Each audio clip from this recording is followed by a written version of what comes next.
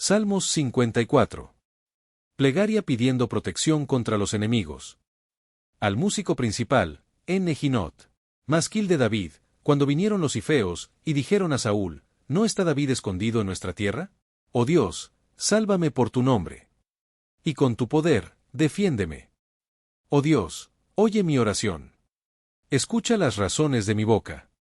Porque extraños se han levantado contra mí. Y hombres violentos buscan mi vida.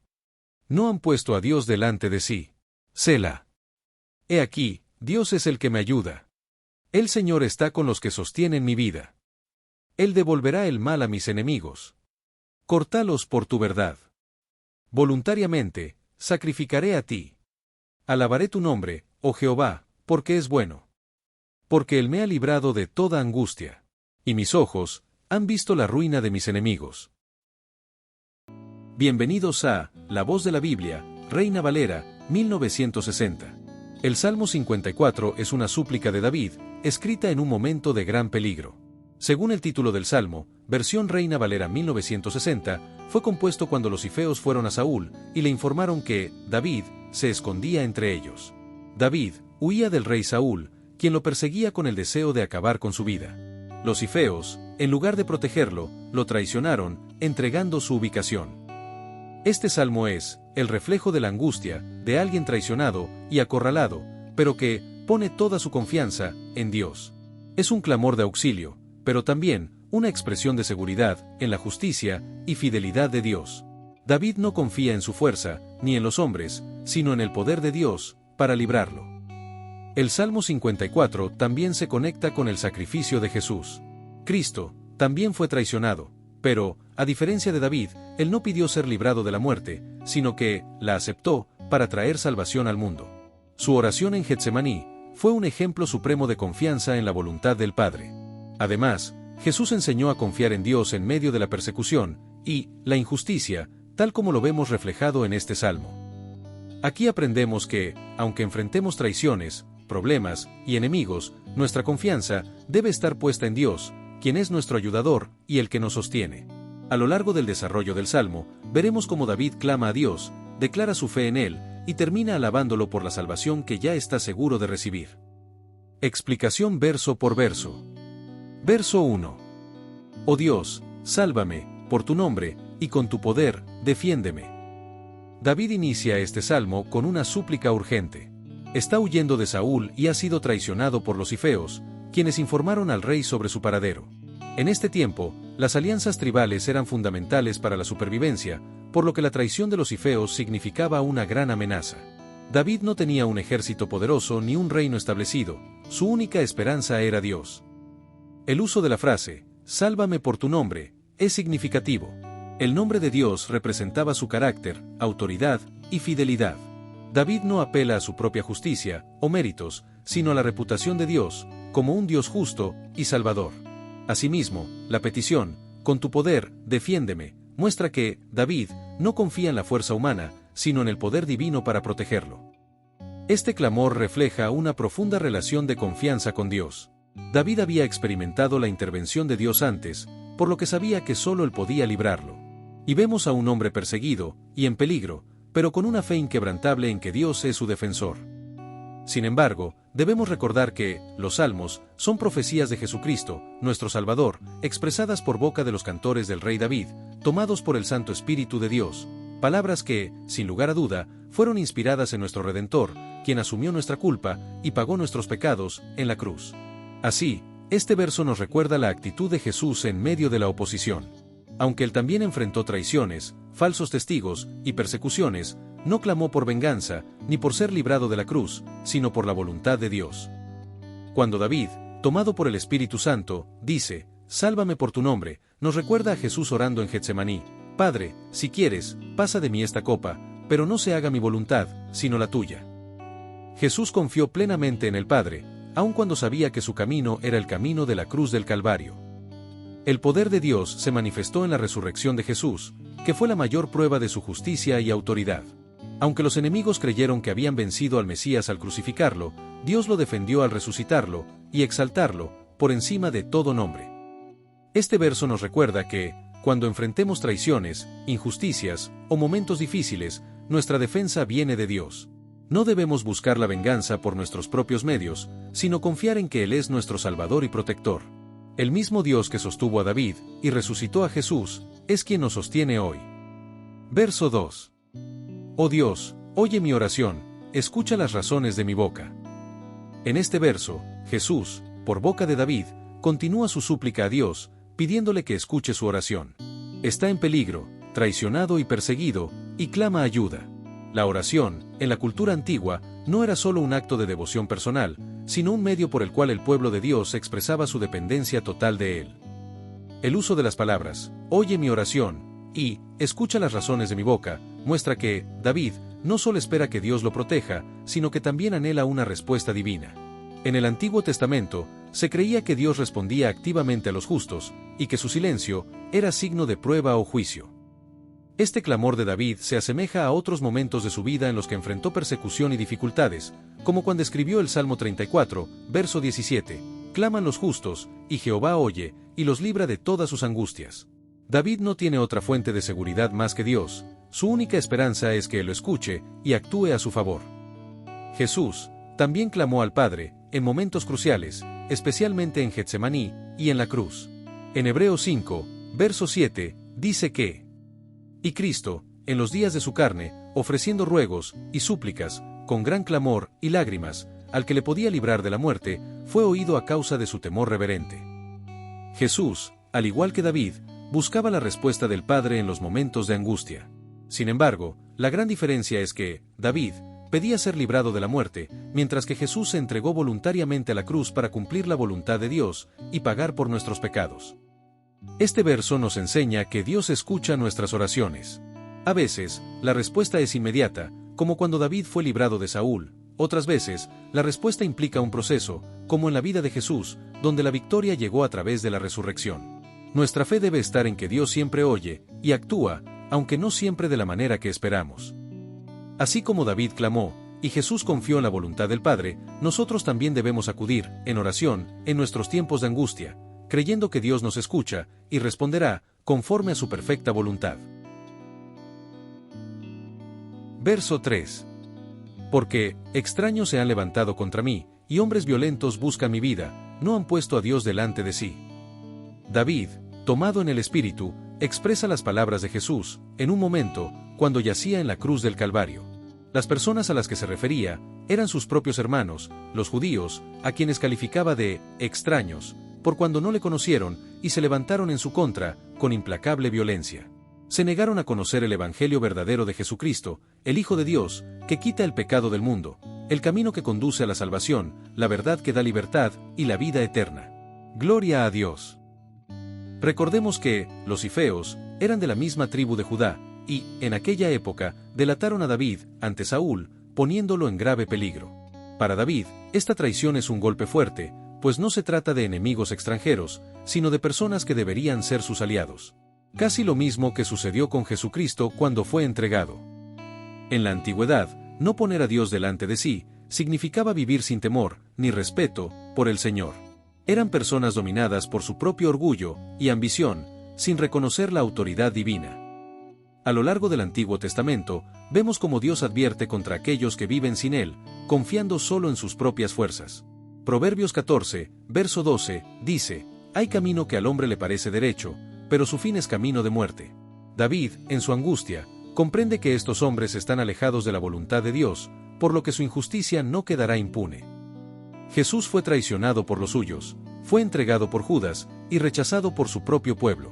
La multitud que clamó, Hosanna, cuando entró a Jerusalén, fue la misma que gritó, crucifícale, días después. Cuando el Espíritu de Dios, por medio de David, dice, hombres violentos buscan mi vida, vemos el paralelo con los líderes religiosos que conspiraron contra Jesús. No pusieron a Dios delante de sí, porque, aunque conocían la ley, su corazón estaba endurecido. Jesús mismo dijo en Juan 5:42, mas yo os conozco, que no tenéis amor de Dios en vosotros. Jesús vivió lo que David describe en este salmo, pero con una gran diferencia. Él no pidió ser librado, sino que se entregó por amor a la humanidad. David clamó por justicia, Jesús, en la cruz, clamó por perdón para sus enemigos. Para nosotros en nuestros tiempos, este verso es una advertencia y un consuelo. Advertencia, porque nos muestra el peligro de alejarnos de Dios y actuar sin temor de Él. Consuelo, porque, aunque enfrentemos traiciones e injusticias, podemos confiar en que Dios hará justicia, tal como lo hizo con David y con su Hijo amado. Verso 4.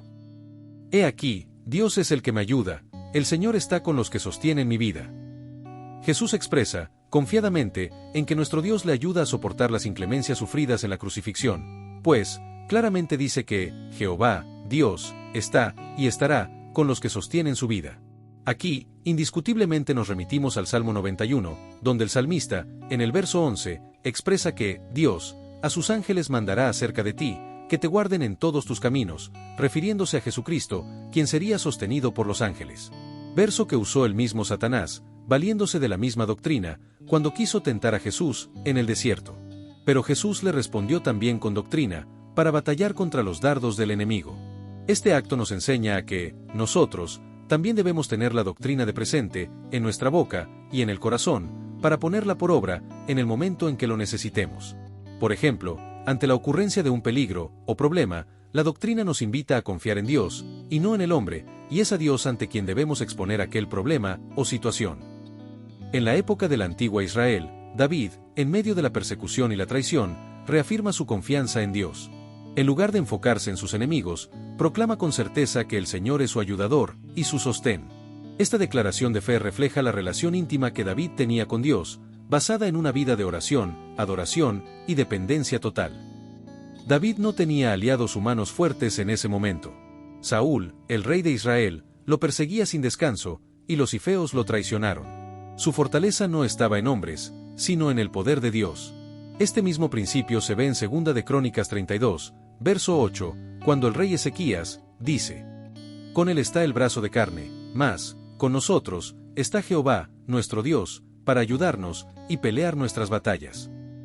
David nos enseña que, cuando todos nos abandonan, Dios sigue siendo nuestro defensor. Él no solo ayuda, sino que sostiene nuestra vida, lo que significa que, su presencia, nos da fuerza, propósito y esperanza, aun en las peores circunstancias. En Lucas 22:43, cuando Jesús oraba en el Getsemaní, un ángel del cielo vino para fortalecerlo. Aunque los discípulos lo dejaron solo, Dios envió ayuda celestial. Así como David sintió el apoyo divino en su angustia, Jesús también fue sostenido en su camino hacia la cruz. El mayor acto de ayuda y sostén que Dios nos dio fue el sacrificio de Jesús. A través de él, ahora tenemos un Salvador que intercede por nosotros. Hebreos 7:25 dice: Por lo cual, puede también salvar perpetuamente a los que por él se acercan a Dios, viviendo siempre para interceder por ellos. Este verso nos deja una enseñanza clave: nunca estamos solos. Dios es nuestro ayudador en tiempos de prueba, y su gracia es suficiente para sostenernos en todo momento. Cuando sintamos que el mundo nos traiciona, o nos deja solos, debemos recordar que Dios está con nosotros, y nunca nos abandonará. Verso 5. Él devolverá el mal a mis enemigos, cortalos por tu verdad. Palabras de Jesús, en la cruz, cerca de su momento final. Profecía que, en aquel momento, pronunció contra el pueblo de la antigua Israel. Recordemos que, Jesús, además de ser el camino y la vida, también es la verdad, y le dijo a Dios que cortara a sus enemigos, por amor de sí mismo, pues aquellos que le persiguieron, le crucificaron, le maltrataron y le humillaron, desconocieron que él era la verdad. En el contexto de la época, vemos que David clama a Dios para que haga justicia contra aquellos que le han traicionado y persiguen su vida. En la cultura hebrea, la justicia de Dios no era solo un concepto espiritual, sino una realidad tangible en la historia de Israel. Dios había librado a su pueblo de la opresión muchas veces, y David confiaba en que el Señor haría lo mismo con sus enemigos. Cuando David dice: Él devolverá el mal a mis enemigos, no está promoviendo la venganza personal, sino reconociendo que Dios es quien castiga la maldad. Deuteronomio 32:35 dice: Mía es la venganza y la retribución, a su tiempo, su pie resbalará. En la antigüedad, la justicia de Dios se manifestaba de manera visible, como, por ejemplo, cuando Egipto sufrió las plagas, por oprimir a Israel, o cuando los filisteos fueron derrotados por la mano del Señor.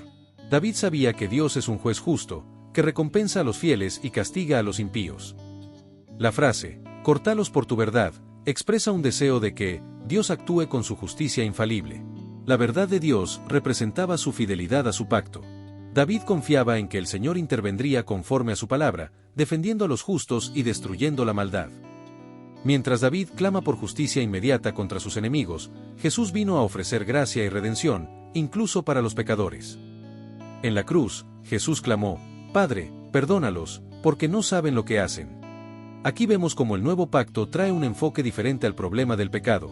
En vez de castigo inmediato, Dios ofrece una oportunidad para el arrepentimiento. Sin embargo, eso no significa que la justicia de Dios haya desaparecido. Jesús mismo enseñó que, un día, Dios traerá juicio sobre los impíos. En Apocalipsis 19:11, se describe a Cristo como el juez justo, que vendrá con poder. La diferencia es que ahora, antes del juicio, Dios ofrece misericordia a través de Jesús. Este verso nos enseña dos cosas. Primero, Dios hará justicia a su tiempo. No debemos tomar la venganza en nuestras manos, sino confiar en que el Señor actuará con verdad. Segundo, mientras esperamos la justicia divina, debemos reflejar la gracia de Cristo, orando incluso por quienes nos hacen daño, tal como Jesús nos enseñó. Verso 6. Voluntariamente sacrificaré a ti, alabaré tu nombre, oh Jehová, porque es bueno. Este verso es una expresión de la Iglesia del Señor, quien, por boca de David, cuyo clamor representó las palabras de Jesús, alabó y glorificó el nombre de Jehová, Dios temible y fuerte, a quien le ofrecía sacrificio de alabanza, exaltándolo por la libertad que le daba al pueblo, por la decisión de seguir las pisadas del Maestro.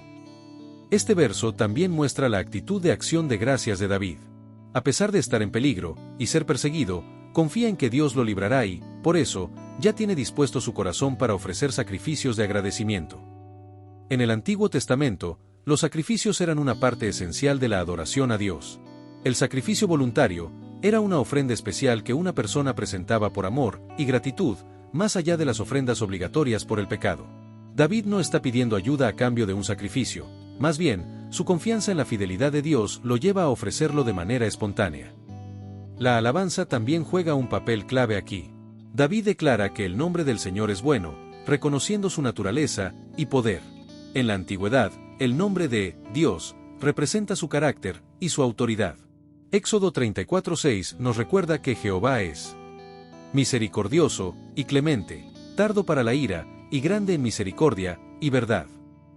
David nos enseña que, incluso en medio de las pruebas, debemos alabar a Dios por su bondad y fidelidad. En la cruz, Cristo hizo el sacrificio supremo, voluntario y perfecto. Ya no necesitamos presentar ofrendas de animales, porque Jesús, el Cordero de Dios, se ofreció una vez, y para siempre, para nuestra redención. Esto lo leemos en Hebreos 10, verso 10. Ahora, el sacrificio que Dios espera de nosotros es un corazón rendido en adoración. Romanos 12:1, dice: Os ruego, por las misericordias de Dios, que presentéis vuestros cuerpos en sacrificio vivo, santo, agradable a Dios, que es vuestro culto racional. Al igual que David, debemos alabar el nombre de Dios con gratitud, no solo con palabras, sino con una vida entregada a Él, andando en rectitud y consagración.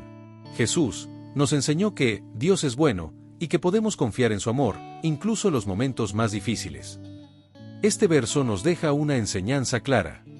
La gratitud debe ser nuestra respuesta natural a la bondad de Dios. No solo cuando todo va bien, sino también cuando enfrentamos pruebas. Nuestro mayor sacrificio, ahora, es nuestra vida entregada a Dios. Jesús nos salvó, y nuestra adoración debe reflejar esa entrega total. El Salmo 54 nos deja una lección poderosa sobre la confianza en Dios en medio de la traición y la persecución. David, en su momento, y Jesús, muchos años después, fueron traicionados por su propio pueblo, pero, en lugar de buscar venganza, recurrió al Señor con fe inquebrantable. Nos enseña que, cuando enfrentamos dificultades, nuestro refugio debe ser Dios, no nuestra propia fuerza. Uno de los grandes mensajes de este salmo es que Dios escucha nuestras oraciones y nos libra conforme a su justicia. Puede que la respuesta no llegue de inmediato, pero su fidelidad es segura. La historia de David nos muestra que Dios no desampara a los que confían en Él y que la maldad nunca tendrá la última palabra. Además, aprendemos que nuestra actitud debe ser de gratitud y alabanza, incluso antes de ver la victoria. David ya tenía dispuesto su corazón para adorar a Dios porque sabía que Él es bueno, sin importar las circunstancias. Así también nosotros, en Cristo, debemos mantener nuestra fe y alabanza constantes, confiando en que Dios obrará a su tiempo. Dios es nuestro ayudador y defensor en los momentos de angustia. No debemos tomar la venganza en nuestras manos, Dios hará justicia. Nuestra confianza en Dios debe ser firme, incluso cuando el problema sigue presente. La gratitud y la alabanza son esenciales, pues Dios es bueno en todo tiempo. Cerremos esta enseñanza con una oración. Padre amado, Dios Todopoderoso, hoy vengo delante de ti, con un corazón agradecido, porque tú eres mi salvación, mi refugio y mi defensor. Gracias, Señor, porque aún en medio de la traición, la angustia y la persecución, sigues siendo fiel. Cuando los hombres fallan, tú permaneces inmutable. Cuando los enemigos se levantan, tú peleas por nosotros. Cuando nuestra fuerza se agota, tú nos sostienes con tu amor eterno. Te alabo, Señor, porque tu nombre es grande y poderoso. Eres el Dios que salva, el Dios que libra, el Dios que hace justicia, en el tiempo perfecto. Tú ves todo, nada escapa a tu mirada. Así como estuviste con David en sus momentos más difíciles, sé que estás conmigo hoy. No hay enemigo que pueda contra ti, no hay traición que pueda superar tu fidelidad, no hay problema que sea mayor que tu poder. Señor, hoy clamo a ti, y te pido que me guardes de aquellos que buscan hacerme daño. Protégeme de la lengua engañosa, de la injusticia y del peligro. Sé mi escudo y mi fortaleza. Ayúdame a confiar en ti, a no desesperarme, ni tomar la venganza en mis propias manos, sino a esperar en tu justicia y en tu perfecta voluntad. Padre, también te pido por mis necesidades diarias. Provee el sustento, la salud, el trabajo y todo lo necesario para vivir. Tú eres el dueño del oro y la plata, y sé que nunca falta el pan en la mesa de los que confían en ti. Pero más que las cosas materiales, dame un corazón firme, una fe inquebrantable y un espíritu dispuesto a seguirte. Enséñame a vivir en gratitud y alabanza, aun cuando las pruebas no han terminado. Que mi confianza no dependa de las circunstancias, sino de tu carácter fiel y tu amor eterno. Ayúdame a recordar que en Cristo tengo la mayor victoria, porque Él venció la traición, el sufrimiento y la muerte, y ahora vive para siempre. Gracias, Señor, porque sé que me escuchas, y que obrarás a tu tiempo y a tu manera. Te entrego mi vida, mi presente y mi futuro, sabiendo que estoy seguro en tus manos. Todo esto lo pido en el poderoso nombre de Jesús, mi Salvador y mi Rey. Amén. Gracias por acompañarnos en este video. Si este mensaje fue de bendición para tu vida, no olvides suscribirte al canal, darle me gusta y compartirlo con alguien que necesite escuchar la palabra de Dios. Así, juntos, llevaremos su mensaje a más corazones. Nos encantaría saber tu opinión, así que déjanos un comentario con tus preguntas o tus reflexiones. Que el Señor te bendiga, te guarde y te llene de su paz. Nos vemos en el próximo video, aquí en La Voz de la Biblia Reina Valera 1960. Hasta pronto.